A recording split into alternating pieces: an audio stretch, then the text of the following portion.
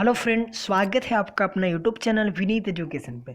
मध्यकालीन भारत का 23वां अध्याय और मुगल वंश का 5वां अध्याय जहांगीर का इतिहास से संबंधित है। तो चलिए शुरू करते हैं। यदि आप हमारे यूट्यूब चैनल पे पहली बार आए हैं तो इसे जल्द से जल्द सब्सक्राइब कर लें, क्योंकि इस तरह का बेनिफिशियल वीडियो हमेशा आते रहेगा जिससे आप लोग को काफ़ी बेनिफिट पहुँचेगी। तो चलिए शुरू करते हैं। फर्स्ट है, मुगल बादशाह जहांगीर एवं राणा अमर सिंह के मध्य चित्तौड़गढ़ की संधि कब हुआ था? तो मेवाड़ की राजधानी चित्तौड़ थी। मेवाड़ चित्तौड़ का क्षेत्र है वो अकबर ही पूरी तरह से नहीं जीत पाया था। ऐसे में उसके पुत्र हुमायूं आता है और शासक बनता है, और बनते ही क्या करता है कि जहांगीर ने मेवाड़ और चित्तौड़ के विरुद्ध है वो अभियान चलाता है। पहले अमर सिंह है वो अधीनता स्वीकार नहीं करते हैं। फिर जहांगीर क्या करता है कि मेवाड़ में जाकर पूरी तरह से उसके फसल नष्ट कर देता है और किसान को बर्बाद करके रख देता है। तब जाकर अमर सिंह ने संधि कर लेना उचित समझा। फिर अमर सिंह तथा जहांगीर के बीच एक संधि होती है, चित्तौड़गढ़ की संधि। वो होती है 1615 ईस्वी में। तो इसका राइट आंसर हो जाएगा 1615 ईस्वी में। ध्यान दीजिएगा, अमर सिंह महाराणा प्रताप के बेटे थे, जो महाराणा प्रताप की मृत्यु के बाद शासक बनते हैं। तो इसका राइट आंसर 1615 हो जाएगा। मुगल मुगल सम्राट जहांगीर ने निम्न में से किसे इंग्लिश खां की उपाधि दी थी? तो जहांगीर के दरबार में जेम्स प्रथम का राजदूत बनकर कैप्टन हॉकिंस आया था।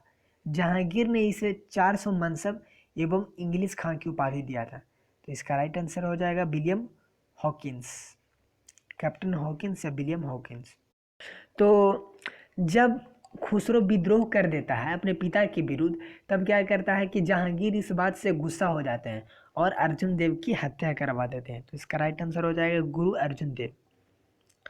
मुगल दरबार में उपस्थित होने वाला पहला अंग्रेज कौन था? तो मैंने बताया था कि कैप्टन हॉकिंस था। इसका राइट आंसर हो जाएगा कैप्टन हॉकिंस। नेक्स्ट क्वेश्चन की ओर चलते हैं। खुर्रम यानी शाहजहां की माता का क्या नाम था? तो शाहजहां की माता का नाम जगत गोसाई, जबकि जहांगीर की माता का नाम जोधाबाई था। खुसरो ने जहांगीर के विरुद्ध विद्रोह कब किया था? निम्न विदेश यात्रियों में से किसने जहांगीर के शासनकाल में भारत की यात्रा की थी? फ्रांसिस्को फलसट, बर्नियर, निकितन या पीटर मोंडी? तो इसका राइट आंसर हो जाएगा फ्रांसिस्को पलसट।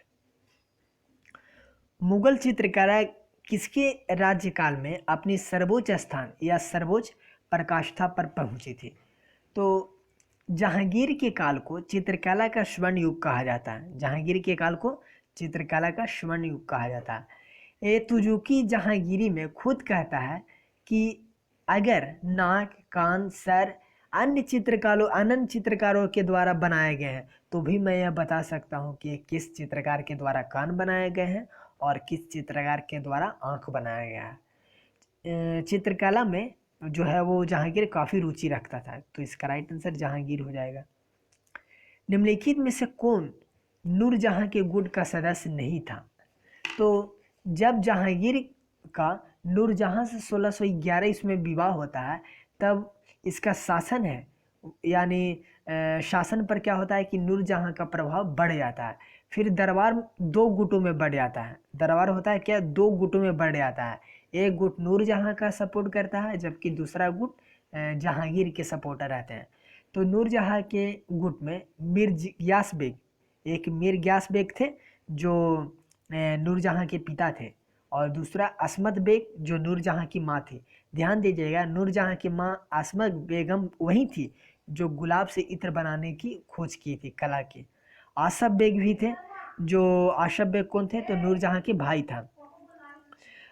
तथा खुर्रम भी था यानी शाहजहां भी था, बट इसके गुट से निकल गया था क्योंकि आसफ खां की पुत्री का विवाह है वो शाहजहां के साथ कर देता है। तो आसफ खां चाहता है कि शाहजहां शासक बने, इसलिए इसके गुटों में मतभेद हो जाता है और खुर्रम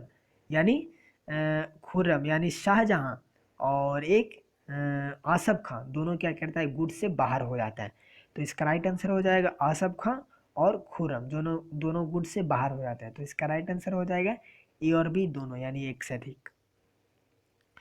जहांगीर ने अपनी आत्मकथा तुजुकी जहांगीर किस भाषा में लिखा था?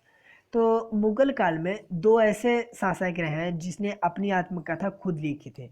एक बाबर जो बाबरी जो तुर्की भाषा में लिखा गया था, जबकि दूसरा जहांगीर जो फारसी भाषा में लिखा गया था। तो इसका राइट आंसर हो जाएगा फारसी भाषा।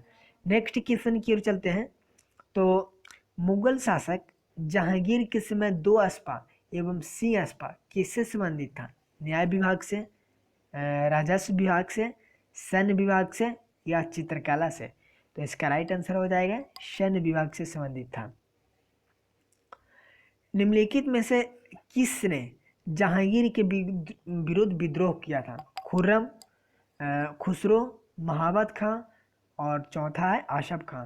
तो इसका राइट आंसर हो जाएगा, एक तो किया था खुर्रम ने और दूसरा खुसरो भी किया था और तीसरा महाबत खां के द्वारा भी किया गया था। खुसरो जो था पहले विद्रोह इसी ने किया था, चूँकि जब शासक बनता है इसके पिता, तब खुसरो की उम्र 20-22 बरस हो रखी है, तो हुई रहती है। तो ये सोचता है कि जब 20-22 बरस अभी मेरा ही हुआ है, तो जब मेरे पिता शासक बनेंगे तो उस समय इसके 40-45 बरस हो रहेगा, तो मैं शासन कब करूँगा, इसलिए क्या करता है, यह विद्रोह कर देता है। तो इसका राइट आंसर 1, 2, 3 हो जाएगा। और जब खुर्रम जहांगीर अर्जुन देव से सहायता मांगने जाता है या आशीर्वाद लेने जाता है, तो इसी में जहांगीर क्या होता है, गुस्सा हो जाता है और फिर अर्जुन देव की हत्या करवा देता है। नूरजहां ने किसकी मकबरा पूर्णतः सफेद संगमरमर से बनाई तथा जिसमें पित्राधुरा का प्रयोग सजावट हेतु पहली बार किया था?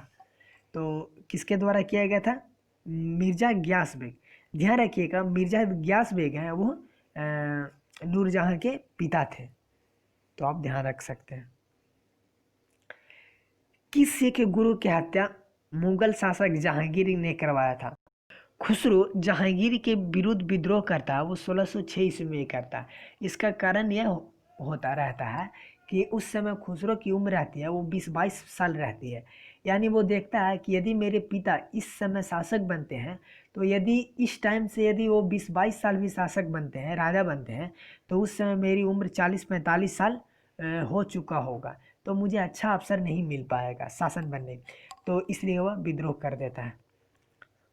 नेक्स्ट है, निम्नलिखित में से कौन सा कथन है वो सही है? चलिए देखते हैं। विलियम हॉकिंस ने अजमेर में जहांगीर के दरबार में उपस्थित हुआ था, तो ये बिल्कुल गलत है। विलियम हॉकिंस है वो अजमेर में नहीं बल्कि दिल्ली के क्षेत्र में है, वो मिला था जहांगीर से, तो ये गलत हो जाएगा। एक दो कथन है कि जहांगीर के दरबार में प्रमुख चित्रकार अब्दुल समद एवं दशमंत रहते थे, तो कथन दो भी गलत है, क्योंकि अब्दुल समद और दशमंत जो थे वो अकबर के दरबार में रहते थे, ना कि जहांगीर के दरबार में। नेक्स्ट है कि जहांगीरी महल का निर्माण जहांगीर ने करवाया था, तो ये भी बिल्कुल गलत है। तो इसका राइट आंसर हो जाएगा, सभी गलत है, सभी जो प्रश्न है वो गलत है, कोई भी सही नहीं है। निम्न में कौन सा कथन है वो सही है? पहला कथन है चित्रकार उस्ताद मंसूर को नादिर उल अस्ते की उपाधि दी गई थी। कथन दो है चित्रकार अबुल हसन को नादिर उद जमा की उपाधि दी गई थी। तो दोनों कथन सत्य है, तो इसका राइट आंसर हो जाएगा 1 और 2 दोनों सही है। सम्राट जहांगीर ने किस नाम से उपाधि धारण कर मुगल राजगद्दी पर बैठा था? तो बैठा था नूरुद्दीन मोहम्मद जहांगीर के नाम से, तो इसका राइट आंसर हो जाएगा नूरुद्दीन मोहम्मद जहांगीर। नेक्स्ट क्वेश्चन की ओर चलते हैं। तो मुगल शासक जहांगीर के दरबार में प्रमुख चित्रकार कौन थे जिन्हें पक्षी एवं व्यक्ति चित्र की महारता हासिल थी? तो कौन थे? उस्ताद मंसूर और अबुल हसन। इसका राइट आंसर हो जाएगा अबुल हसन और उस्ताद मंसूर। इसमें दो उस्ताद मंसूर और अबू हसन। दोनों सही हो जाएगा उस्ताद, इसका राइट आंसर ये हो जाएगा। ऐसे दोनों तो एक ही है। नेक्स्ट है, जहांगीर ने एक शेर को मारने के कारण किसे शेर अफगान की उपाधि दिया था? तो अली कुली बेग को दिया था। इसका राइट आंसर हो जाएगा सी, अली कुली बेग। किस मुगल शासक को न्याय की जंजीर के रूप में याद किया जाता है? तो न्याय की जंजीर जो लगवाया था वो जहांगीर ने लगवाया था, ताकि सभी को न्याय मिल सके। सीधे शासक, सीधे जो है वो जहांगीर के द्वारा शासक, जहांगीर के द्वारा न्याय मिले, इसलिए उसने क्या करता, न्याय की जंजीर लगाता है। जहांगीर का मकबरा कहाँ स्थित है? तो लाहौर में स्थित है। इसका राइट आंसर हो जाएगा ये लाहौर। तो आज का 20 क्वेश्चन पूरा हो गया। आई होप आप लोग के सीरीज काफ़ी पसंद आया। आपको वीडियो अच्छी लगी है, मेहनत अच्छी लगी है, तो प्लीज़ जल्दी से इस वीडियो को लाइक कीजिए, दोस्तों के पास शेयर कीजिए और इस चैनल को ज़रूर सब्सक्राइब कीजिए। चलिए नेक्स्ट वीडियो में मिलते हैं। Thank you.